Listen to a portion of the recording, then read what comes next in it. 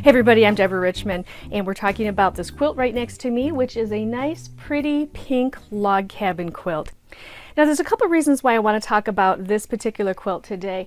I love the log cabin blocks because they are very, very simple. Now I'm going to show you where the blocks are because the way we've put them together, it makes a secondary pattern. You don't always see exactly where the blocks are, so I'm going to show you. Here's one block right here, starting at this white corner, and down here and across. Here's this next to it, the same block, it's just turned so that the pink is on the upper right hand corner. So that is the basic block we're going to be showing you how to make. So let's go ahead and do that. So here are the pieces you're going to need for this block. You are going to need one background fabric, that is the white in this case, and you're going to need 5 different pinks. For the block itself. So we start with, this is all very friendly to jelly rolls. So if you have some leftover jelly rolls, this is a fantastic quilt pattern to use. It starts with 2.5 inch squares. All of the widths of these other pieces are 2.5 inches, which is again the size of the width of your jelly rolls. But you can cut these out of your own fat quarters, your own yardage as well. First layer is 2.5 inch squares. You'll need 2 of those. Next, you're going to need 2 pieces that are 2.5 inches by 4.5 inches. Next, you're going to need 2 pieces that are 2.5 inches by 6.5 inches. The last row you're going to need is 2 pieces that are 2.5 inches by 8.5 inches. And then the very last piece is one of the pink fabrics with one 10.5 inch strip. So let's show you how this goes together. Okay, so the first thing we're going to do is we're going to sew together the first 2 squares, those small squares. And then next we're going to take our fabrics. We now have the next layer are the 4.5 inch strips. Now looking at our pattern, I'm going to go ahead and look at this one and follow this pattern. So I can see here, I'm going to turn this way.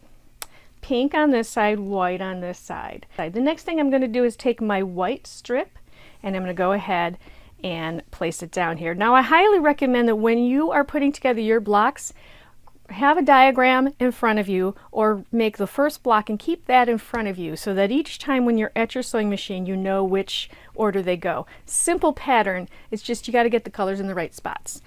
So we've taken our 4.5 inch white, put it there, and we've taken our 4.5 inch pink and I've placed it here. Let's go to the next layer. Okay, so now you see we started with the 2, 4.5 white, 4.5 pink. We're now going to pick up our 6.5 pink and we're going to sew that here, and then our 6.5 white, and we're going to sew that here. We're always going to be building around the block. So let's show you that next step. So again, you'll see 2.5 inch blocks. Next we go with our 4.5 inch white, 4.5 inch pink, 6.5 inch pink, 6.5 inch white. You see how it's building this direction? Next, we are going to take our 8.5 inch white and our 8.5 inch pink. And you'll see that the block is really starting to come together. So you see now we've added our 8.5 inch white and our 8.5 inch pink. And the last piece is the 10.5 inch pink is going to go right here to finish out that block. So again, you can see exactly that block right here. Now, what makes the design come alive here is the way that they've placed the blocks. That's why I absolutely love this, because if you get something, and the secondary pattern is what I absolutely love. So let's say starting at the top, we have pink is in the upper left. The next one, pink is in the lower right. The next one, pink is in the upper left. And the same thing here, lower right, upper left, lower right.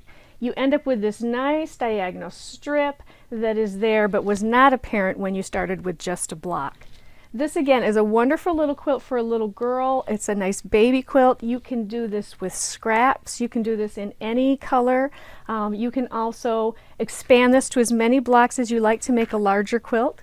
right on up to a king size if that's what you like. When it's finished, this one has a border along the outside, just one simple 2.5-inch border that finishes it out. Very, very easy.